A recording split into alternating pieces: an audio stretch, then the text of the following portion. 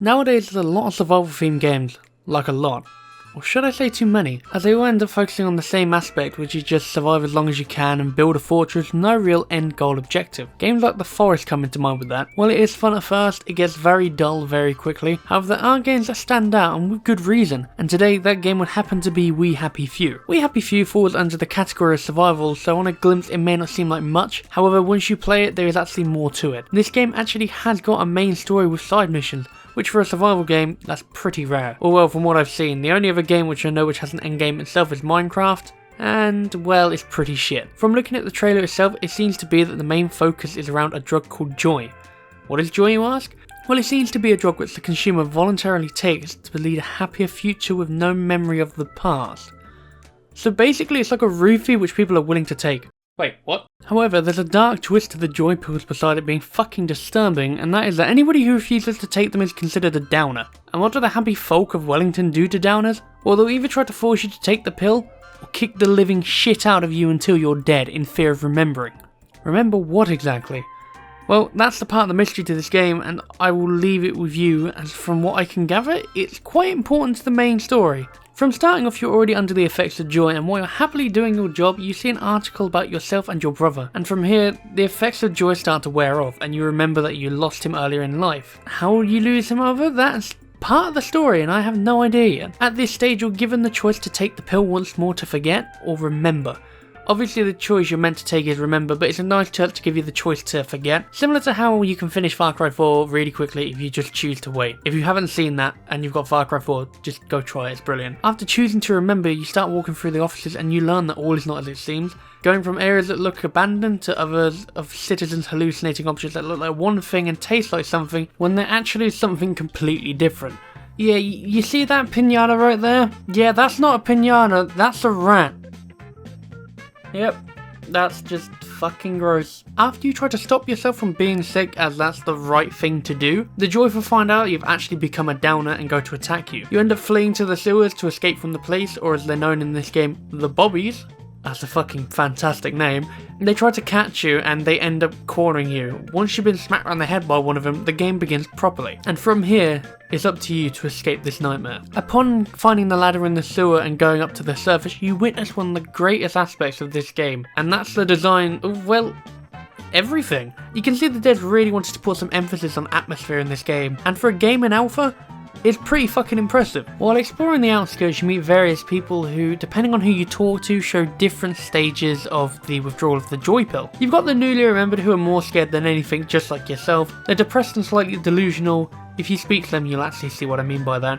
And then the plagued. These are people who are exposed to gases which are released into the outskirts of town for quite a while. So basically, unless you escape the island, you've got two choices. You can either forget what you did in the past, or experience a slow death from the plague. And yes, in fact, you can catch the plague in game, and if you don't have the cure, you begin to slowly die over time. While that's clever, that is fucking morbid. And moving on from the disturbing aspects of We Happy Few, let's look at the gameplay itself. From a basic point of view, this is your bog standard survival game. You need sleep, food and water. If you don't have that, you can't keep yourself going. You'll become weaker, lose stamina and end up being killed off within a few hits. So it's always good to keep supplied. Herbs for medicine can be found everywhere within the map as long as there's a plant, so you'll never be without a health kit or two. Food is the trickier source to come by, as well, most of it will be rotten if you're outside Wellington, and getting food from inside without pissing off the locals is quite a doozy. So expect a lot of tummy aches. Also expect a few brawls too from the locals, as if you're too desperate you may have to end up stealing food from others. And I feel like this is one of the best things about We Happy Few. Even though you're all in the same boat and being left to die after remembering, it's still survival of the fittest and they won't hesitate to fight for it. And with you being the new guy, they're more likely to bat the others than you, so make those choices wisely, as you don't have much to defend yourself out there. Just a stick and maybe a pike if you're lucky. If you have the components though, you can craft something a bit stronger. But again, these weapons do break over time. Now with crafting in this game, you have 5 different categories: consumables, weapons, tools, chemicals and outfits? Yeah, you heard me right with this one. You can craft outfits in game. While it's currently restricted to about 4 different outfits, they all have their own uses. One to reduce suspicion when making traps, one to reduce damage from being hit by people, and the other 2 are more defeating to the local community, and I really love this idea behind it. This is where the AI start to pick up in how well they've been designed.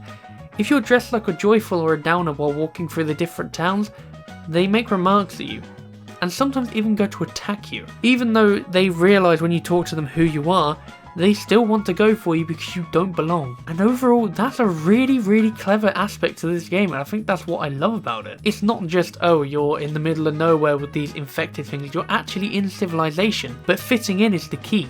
And from looking at that, you can see why the main objective of this game is to escape the island. I wouldn't want to stay there knowing I'd become like them. Either the joyful or the downers, I would hate either way. I'd want to leave immediately, and that is pretty much an option in this game. Well, for the time being it is. They've already stated that the main story isn't going to be added till near the end of release, and I think that's a good thing because you don't want the game spoiled for you when you're playing an alpha. But give them credit where it's due though, this alpha's pretty good for where it is. I mean, there is a couple of bugs, and I didn't experience a lot. The major one being I jumped off the map at one point and appeared on the other end of the bridge, so I think I skipped a few objectives in the game. I have no idea if I can get back. But I would rather they focus on stuff like making the game stable before releasing the main story, because it will make a better experience overall, and this game will do really well if they do that. I guess from here I don't really have much else to say, but in a summary I would say if you're a fan of survival games or open world exploring games with more of a 60s feeling like Bioshock, then this game is definitely worth a look. I'm not a big fan of survival games myself, and I personally don't like playing them at all. I think they're overdone. But I'm going to come back to this one because at the moment, I don't think I've even scratched the surface of this game, and I bet there's a lot more to explore. And hopefully, once the game's officially been released, I can return back to it with more praise. And on that high note, thanks for watching, I've been Sir Crackerbob, and have a cracking week. Goodbye.